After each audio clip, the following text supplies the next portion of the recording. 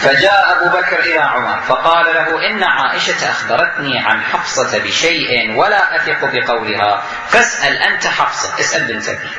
فجاء عمر إلى حفصة فقال لها: ما هذا الذي أخبرت عنك عائشة؟ ما هو هذا الشيء؟ صحيح مو صحيح؟ فأنكرت ذلك وقالت: ما قلت لها من ذلك شيئا. خافت حفصة، انتشر الخبر، عرفت أنه انتشر في هذه الأوصاف، وصل إلى أبوها، وصل إلى صاحب أبوها، إلى أبي بكر، يعني عائشة أفشت السر، فخافت من رسول الله صلى الله عليه وسلم، ولذلك في البداية فأنكرت ذلك وقالت: ما قلت لها من ذلك شيئا. فقال لها عمر، يريد يضمنها: إن كان هذا حقا فأخبرينا حتى نتقدم فيه. إذا كان صحيح رسول الله قال لك هذا الشيء، إذن بالفعل راح يصير، فأخبرينا حتى إحنا نعجل الأمر بسرعة، نتخلص من هذا النبي ونستلم الخلافة.